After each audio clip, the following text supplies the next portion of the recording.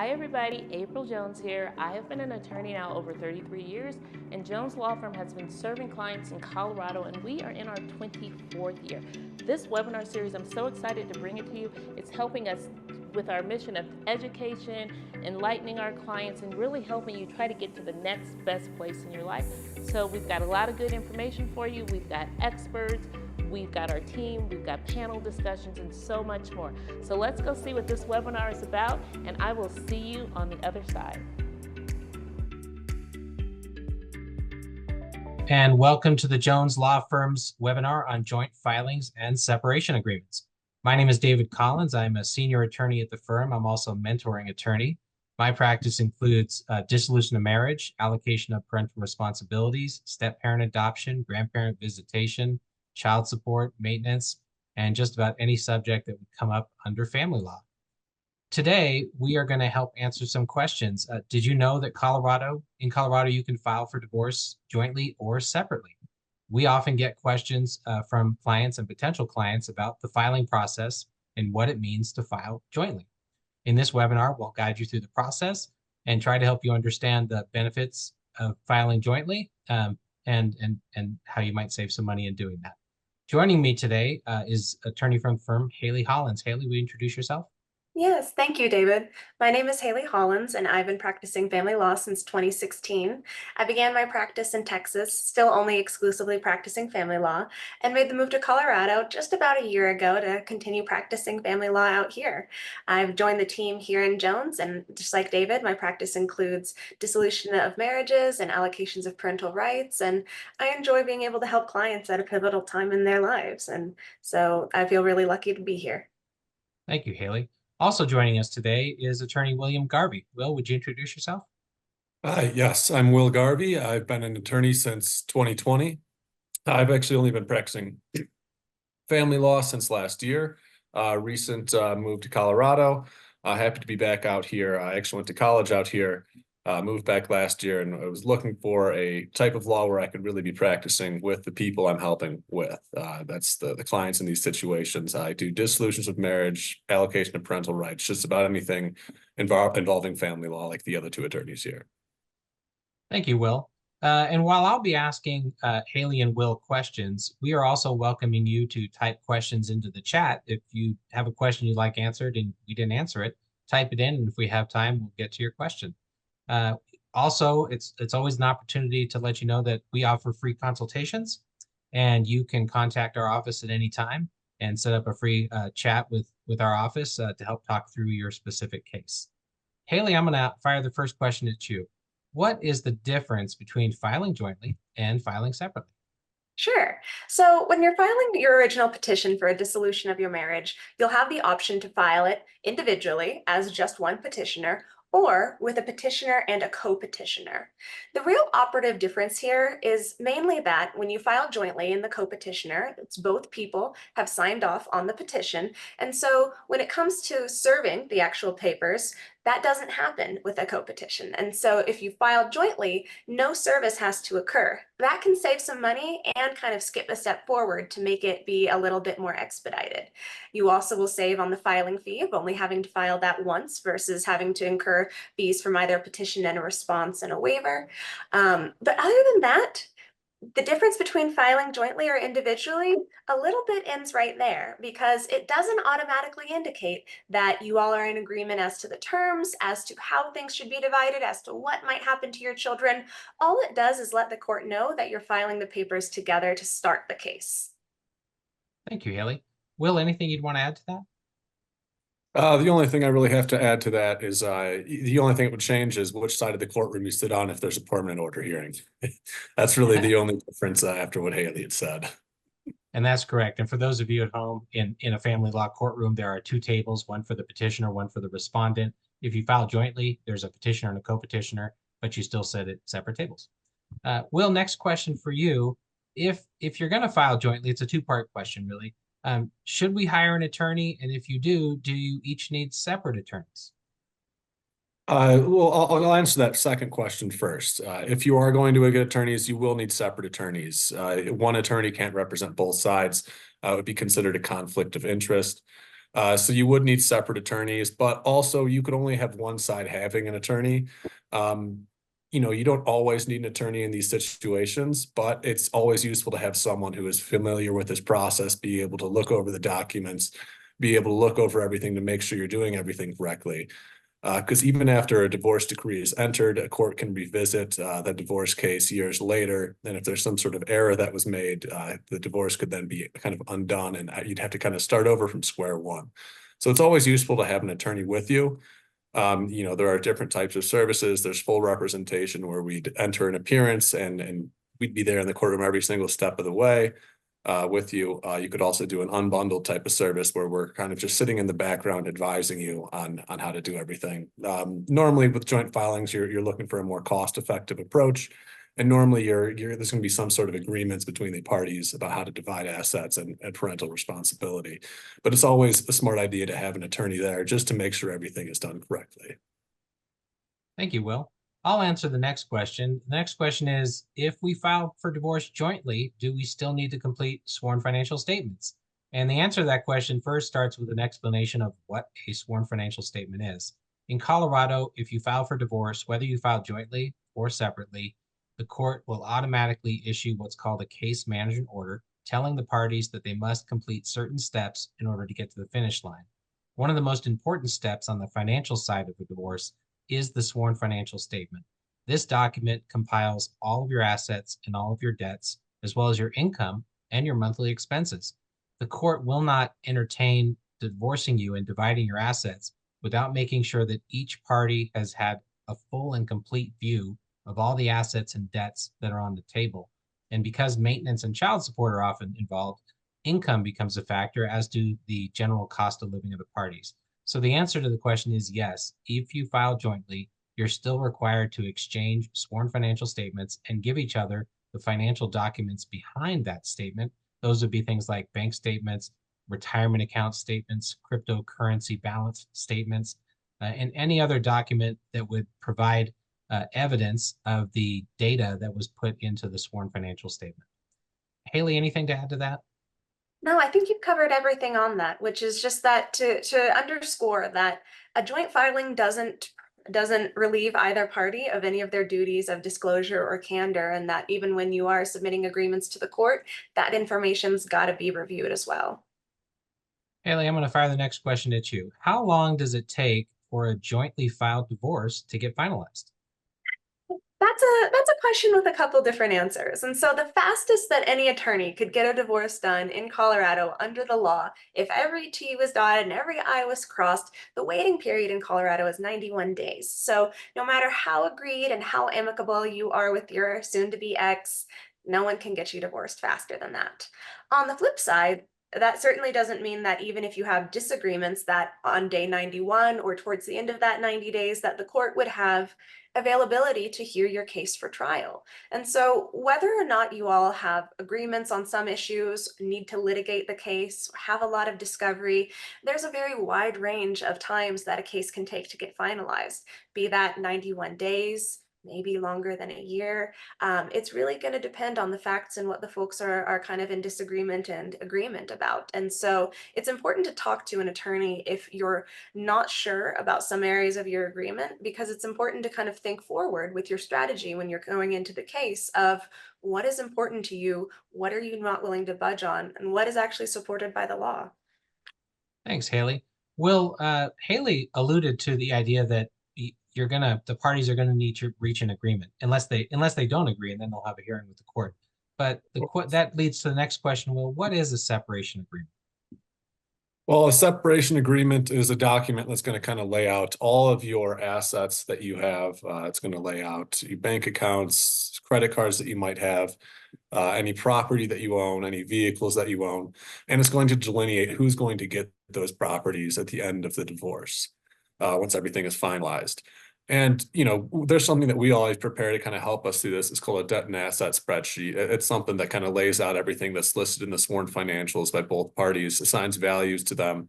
So if at the end of the day, one spouse agrees they're going to keep the house, the other spouse is going to get the cars, there's a retirement account that someone's going to get, But when you divide up that property, there's an unequal value to the property that each party is assigned. There might be some sort of payment that has to go one way or the other. That's something that can be also laid out in the separation agreement, and just how that payment's going to be made as well.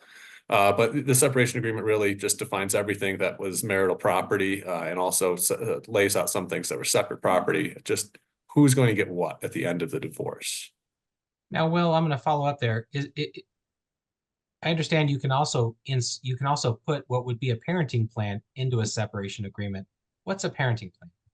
Of course, yes. So a parenting plan is going to delineate which days of the week your children are going to stay at which house, who gets decision making for the children. You know, normally in a situation we're going to come to agreements. Joint decision making is something that you'll see in those cases. But it's going to lay out what expenditures are going to, how the expenditures are going to be split for any cost for those children, who's going to decide on which schools the children go to, what vacation schedules are going to look like.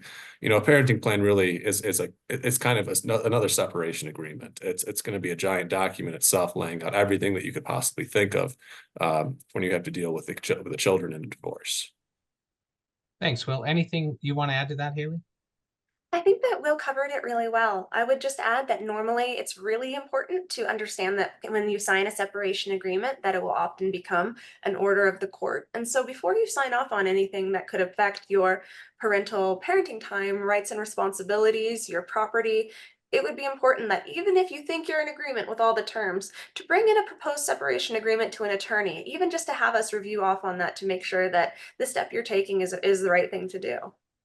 And I couldn't agree more, Haley. The separation agreement is a contract that the court will enforce. And recently, our firm has brought in several cases with clients who have already divorced, they already have an agreement, and the agreements have terms that really don't favor them and sometimes don't make any sense. And so, even if you haven't hired an attorney to represent you throughout the proceedings, you may want to hire an attorney to walk through the separation agreement with you and talk about the impacts of what you might be agreeing to. I'm going to pivot and I'll answer a couple questions from the chat, and then I'll come back to questions that we've prepared to ask. The first question is, and we've partially answered this already, is there any benefit to filing jointly over separately?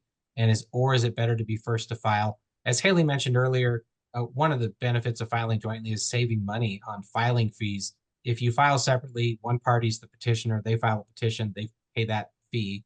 If you are respondent and you file a response, you pay a fee to file that. The petitioner may then file a reply to the response, and they pay a fee for that. The other cost savings, as we mentioned earlier, is on serving somebody. If you file a petition and have to serve somebody with the petition, that you will incur the cost of service of process. There is no real benefit to filing first. The court doesn't view who filed first in any positive or negative light whatsoever. The one benefit to filing first, in my opinion, is to get the ball rolling.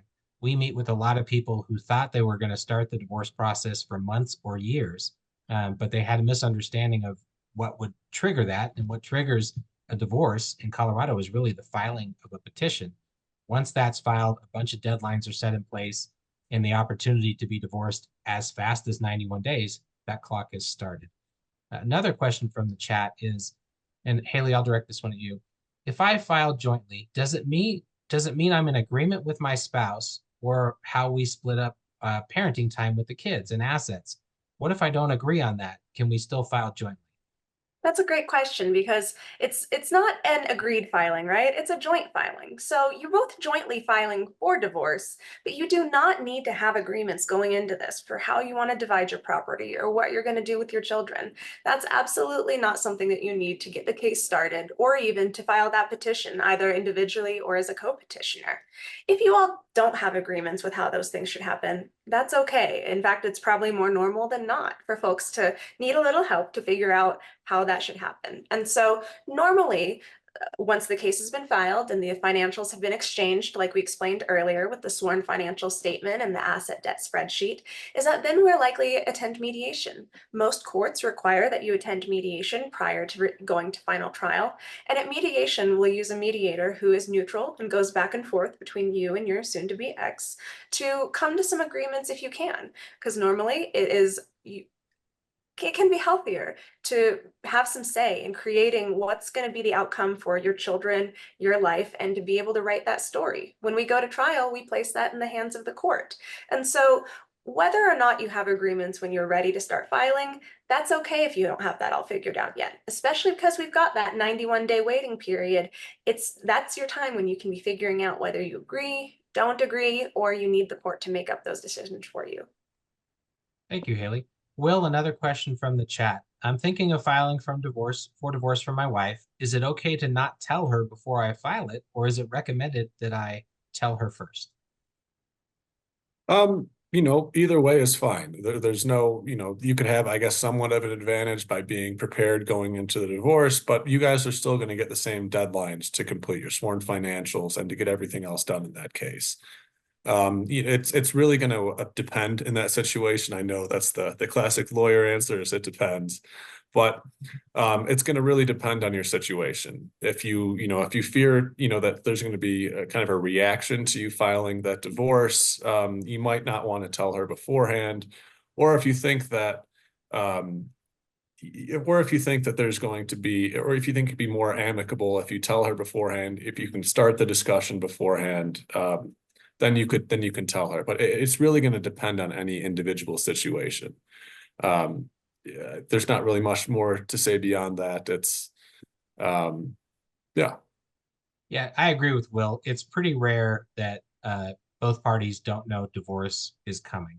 Usually if divorce is being filed, it's after a breakdown of the marriage over a long period of time. If you don't want to blindside your spouse, you can certainly tell them. There's no harm in that. Nobody can stop you from filing divorce. Colorado is a no-fault state. So if you tell the court the marriage is broken, the court will accept that without asking any questions. And for that reason, you can tell someone you're divorcing them and they cannot prevent it. Haley, another question from the chat. Is the separate, and we kind of touched on this, but this is a more pointed question. Is the separation agreement something that's finalized through mediation? Like if we perform mediation and both parties agree on the outcome, is that set in stone to finalize the divorce, or can you a party go back and change their mind? That is a good question, and it's really important. Insofar as that, when you go through the mediation process, if you're successful in reaching any agreements, whether it's partial or global, that you will come out of mediation with what we call an MOU, or Memorandum of Understanding. And your Memorandum of Understanding is usually kind of a bullet list point of the items that are going to get turned into a full-on settlement agreement. Now, there are some times when an MOU does get filed with the court and adapted as a court order, but it is going to be a binding settlement agreement once those terms have been adapted. And so it's very important to understand that what you agree upon in mediation is going to become an order of the court. Now, that's important for both sides. Now, if you like the deal, that prevents you from the other side backing out. But if you woke up the next day and realized you don't like the deal, that also prevents you from backing out. And so it's always important to understand exactly what terms you're willing to agree on and what you are agreeing on when you're going through the mediation or an informal negotiation process. It's usually not something that can be relitigated absent fraud, duress, or some kind of significantly high burden to prove to unravel that contract. Thank you, Haley. I'll answer the next question, which is, once a separation agreement is entered, do I need to show up to court to get the divorce decree? And the answer is maybe. If you've exchanged your financial documents and you've gone to mediation and you reach a full agreement, there are a couple steps that the parties have to take in order for the court to actually divorce them. If you do not have attorneys, the court may force you to come to court for a short 15-minute appearance where the court asks the parties directly, is this what you meant to enter? And this goes back to the question before, am I stuck in this agreement if I change my mind after? If the court finds the agreement to be unconscionable, the court can reject it. I have had several cases where someone came to hire us after they went through divorce or tried to go through divorce because the court has rejected their separation agreement where neither side had an attorney. That kind of rejection usually occurs when one party is receiving substantially more of the marital estate than the other for no particular reason. I had a case where the husband was receiving 95% of the marital estate and the wife was getting 5%. The court rejected their agreement and told them it wasn't fair to the wife and that they had to go back to the drawing board. And they did, and they actually reached another deal without attorneys that the court accepted. So the court will call parties into the courtroom if they don't have an attorney to make sure they agree on the terms of the separation agreement. If they do, then they will enter the decree of dissolution that day. If the parties have attorneys and they've settled the case after mediation, the attorneys can prepare something called an affidavit for decree without appearances, which is a fancy way of saying, court, the parties agree on everything. We don't need to go back to court. Please divorce them. And if the parties have attorneys, the court will do that. When the attorneys on the case file that document, they also file the proposed decree with the court, which is the decree the court will adopt to formally divorce the parties.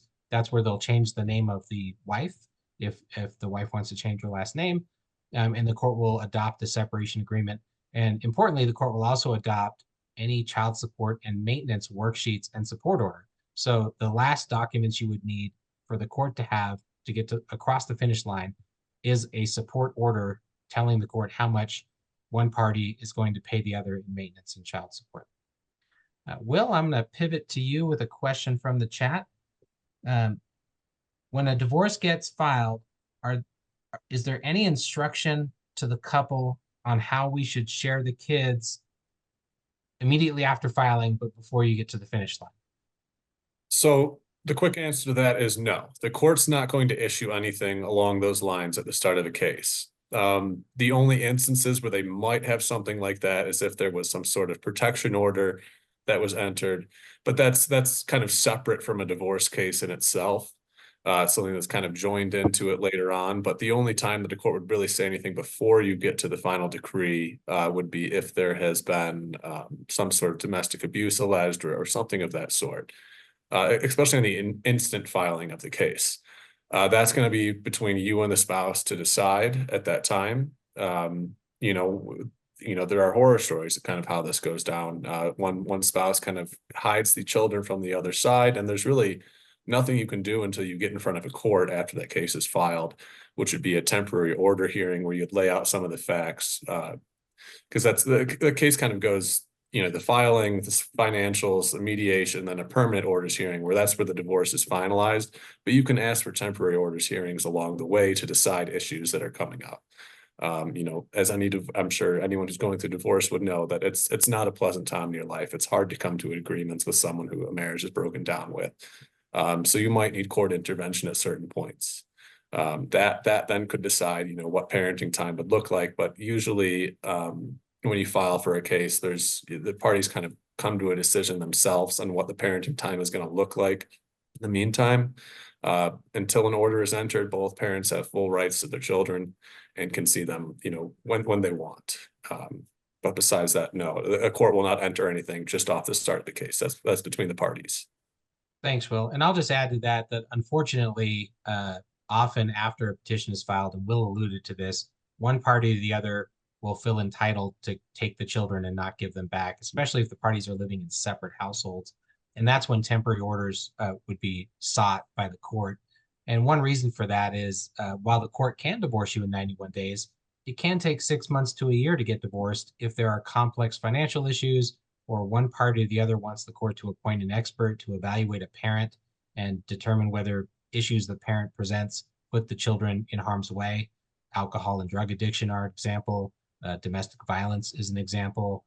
Or sometimes people just have an issue because a parent really never parents the child and they're concerned about whether they will start parenting the child when they live in a separate household. And all those things can delay a case. And that is when we as your attorney would ask the court to hold a temporary orders hearing to put rules in place for parenting and communication with the children and how to exchange the children and things like that between the time the petition was filed and the final decree is entered. Haley, question for you here. What if I found out after I entered the separation agreement that my ex-husband or wife hid assets from me that I didn't even know existed, and so I couldn't really negotiate in good faith? Absolutely. And that's a common concern in cases. And that's first and foremost, why I believe that the sworn financial statement is an incredibly important part of each case, because each spouse in those required mandatory disclosures are signing it under the penalty of perjury that they're providing a true, complete, accurate picture of all of their assets and all of their debts. Now, does that mean that everyone always discloses them? Certainly not. And so if you ever find out, whether it's certain after you've entered a separation agreement, after the divorce has been finalized, Colorado provides, I think, a 5-year look back statute of limitations on challenging property divisions based on hidden or missing assets. And so you do have somewhat of a ticking time clock to be able to challenge that property division, but you've got some time that if you do discover those assets that your ex should have or should have had reason to disclose to you, it's something you should pursue. The courts are not unused to or used to hearing these kinds of cases, because a lot of times folks think that it can be as simple as overpaying the IRS, putting assets in someone else's name, hiding money in either real estates or trust accounts. And a lot of times, if they're not forthcoming, you may not have any information as the non-moneyed spouse of exactly where all of your finances lay. And so it's important that while you're going through the process, that you should be engaging in the discovery process if you have any question about what kind of documents, assets, liabilities you and your spouse may have. Thank you, Haley. Will, I think I have time for one more question. So I sort of mentioned this earlier. If one party or the other has concerns about the health, safety, and welfare of the children in another parent's care, they might ask the court to investigate that. Can you share with our audience what a child and family investigator is? Sure.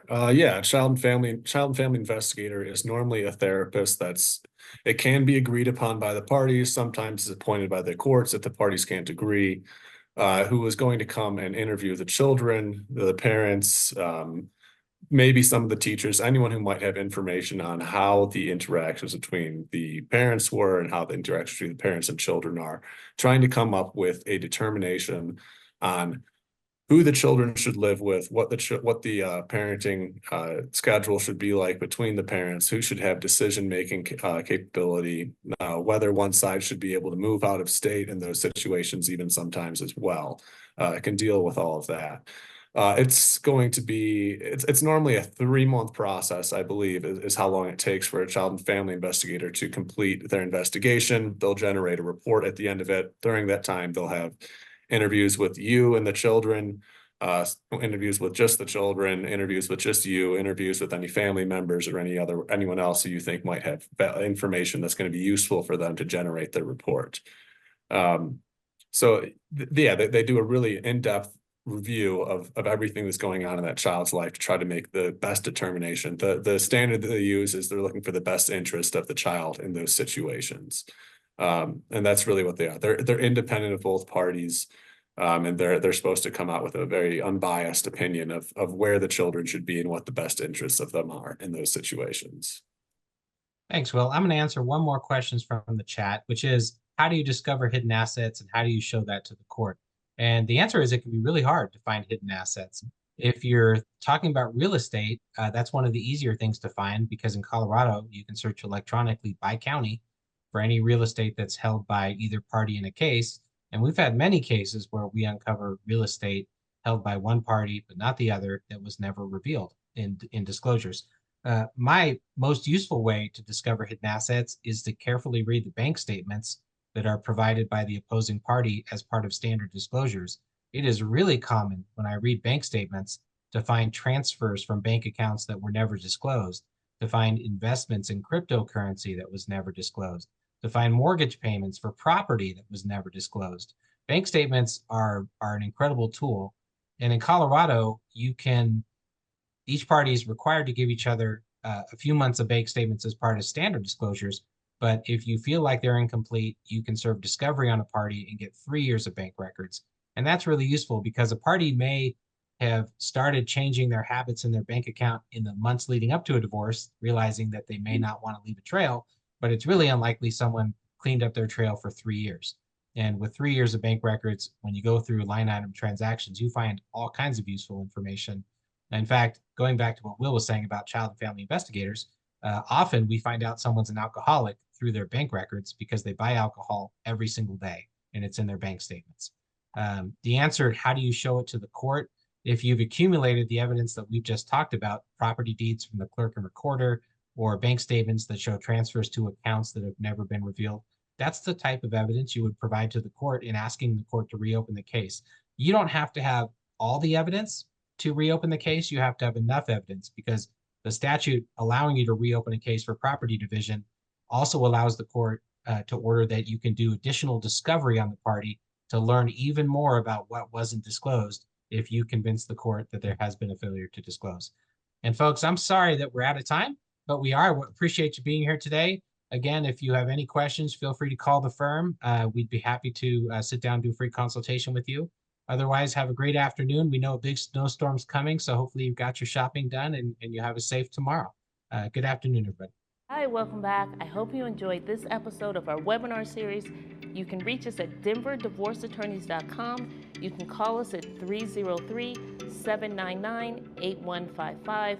We're on Instagram, Facebook, Twitter, TikTok, LinkedIn. You can find us if you need us, and we're here to help. Thank you, and see you next time.